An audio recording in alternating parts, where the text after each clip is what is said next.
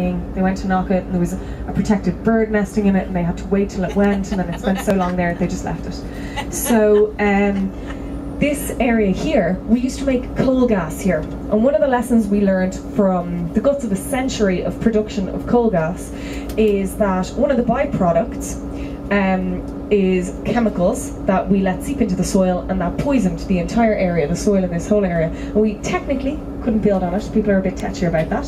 So what we did was we dug up 100,000 tons of soil and we shipped it to Germany. They cleaned it and then we shipped it back and popped it back in over here. And that's why almost everything was built in that really short time period, because it opened up this whole new section of Dublin that in the space of 6 years just blew up. Or grew up, not blew up. And what we have here is the tech industry. So this area here, it's sometimes called Silicon Docks, which is a very lazy nickname, but it does highlight the fact that this is the second highest concentration of tech companies in the world outside of Silicon Valley, and we have become the world's largest software exporter. So this has actually done us a lot of good.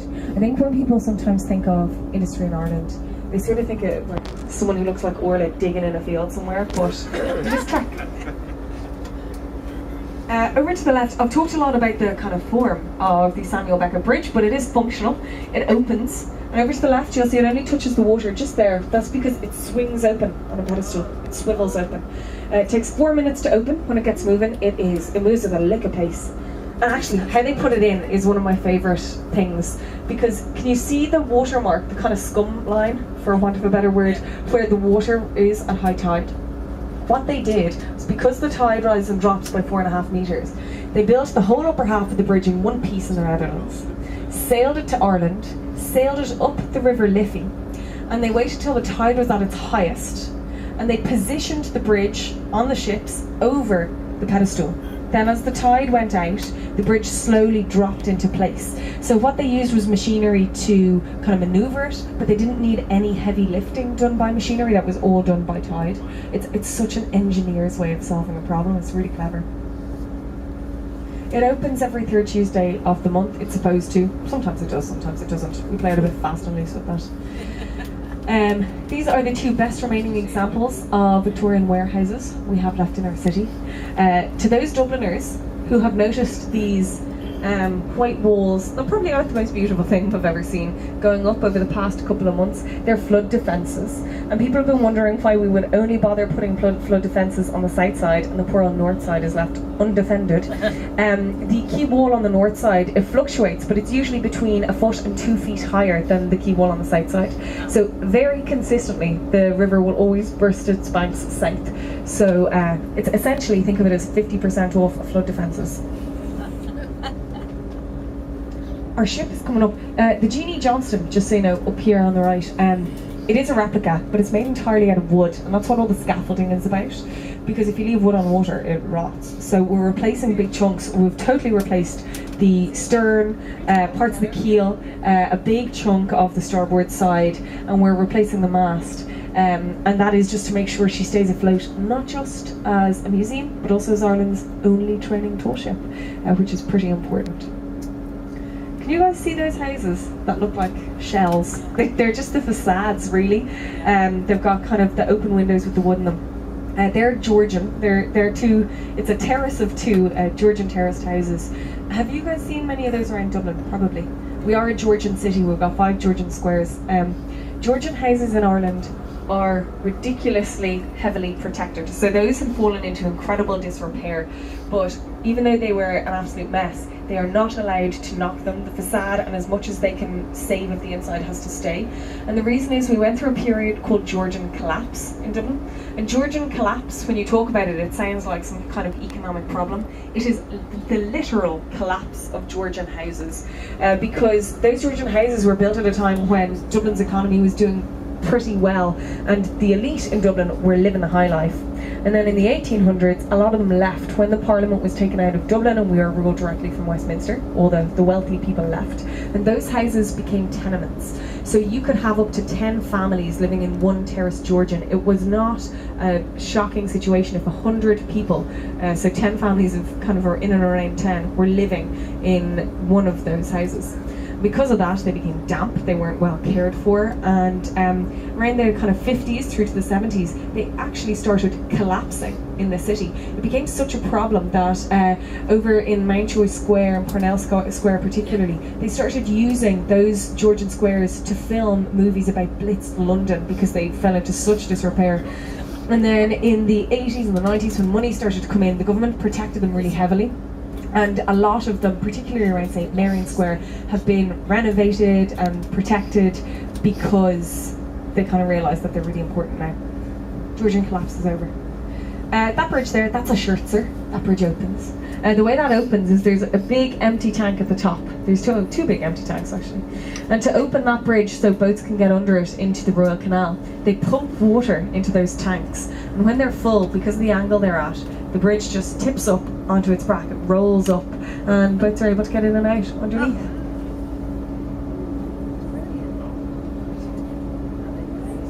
Are there those statues that we saw? What are they called again? Excuse me, darling. I forgot your name. No worries. You talked about flooding. Yes. How often does that happen, and when was the last time it happened? Flooding around here, it's not that frequent, to be honest.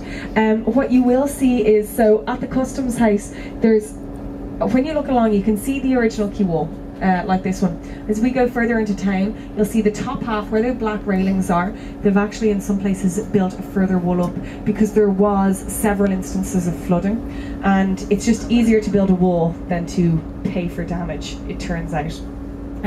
So I think the last time I flooded in this area was maybe 30 years ago, in and around. It isn't incredibly frequent, it is quite rare, but if it does happen, the damages are pretty extensive now because there is so much in terms of housing and offices around that it's just easier to build the defences. We're not too floody. We noticed those statues. The famine statues. The famine, yeah. The famine statues, they were just, we passed them just there. They're done by an artist called Rowan Gillespie. They're called The Departure, and they show 7 people walking out of Ireland during the famine. A lot of Irish people don't realise, I actually didn't realise until a couple of years ago, that they're half the monument. The other half's over in Toronto, in a place called Arlen Park, and it's called The Arrival, and it shows 5 of those 7 figures arriving on the other side. So it's the same monument, it's just separated by an ocean. And by only doing 5 arriving, there are also representing the people who didn't quite survive. Judging by the accents, I'm assuming some of you have been to London at some point, if some of you aren't maybe from there. That building up there, the TOUR1, is supposed to look like Canary Wharf. Yeah. We based it on Canary Wharf. Canary Wharf came first. We were not the other way around. It was supposed to be about 20 stories taller actually. The idea was it would be Ireland's first skyscraper, but it didn't get planning permission, so locals call it Canary Dwarf now. I just want to point out a couple of things about the Customs House here. So you'll see the heads above the doorways. They are the heads of the river gods of Ireland. There is only one female one. She is the one in the very centre. She is called the Anna Livia. She is the goddess of the river Liffey. Above the door, you're going to see 4 figures: Neptune, Industry, Plenty, Mercury, and at the very top you'll see Lady Commerce. She is not original, just so you know. The original Lady Commerce was destroyed because when we gained our freedom, we had a civil war, as people do, and as part of the fighting, one side broke in and started a fire, and it turned into a total inferno and melted the dome, and Lady Commerce crashed through and was destroyed. So she is a replica of the original. Are any of you Welsh? No, probably for the best. You'll see a coat of arms on the corner. Yeah. That is the coat of arms of Ireland. So it is quite telling actually of the air, of the feeling in Ireland at the time, that is not the coat of arms of King George, that it is the coat of arms of Ireland. But you'll see the lion for England, the unicorn for Scotland, the harp in the centre is for Ireland, the crown on the top is for the monarchy, and Wales got shafted. Because they're a principality, they just weren't included at all, which seems a little bit harsh. So is that where the extra defences up here, the top parts?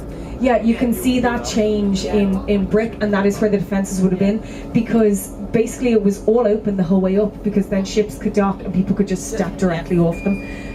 We wouldn't have needed pontoons or any of the like at the time. I know this point in the tour you think, what more could you possibly know about bridges? This is the first reinforced concrete bridge of the River Liffey, which is a shockingly boring fact, but it's important because it's what stopped shipping coming the whole way into the centre of Dublin. You'll notice the rings on the walls on either side there. Ships used to come not even just up this far, they'd go past O'Connell Bridge. With each major bridge that went in, it pushed shipping further and further down the River Liffey. If you are just going around Dublin, hoofing around later, just keep an eye out on the Liffey walls and you would be surprised just how far up shipping used to go, particularly considering how at some places when the tide goes out, you might only have a foot or 2 feet of water. But around this area, before that bridge went in, they used to say there'd be so many ships docked here that you could walk from one side of the river to the other on the decks of the docked up ships, so it was absolutely heaving with trade.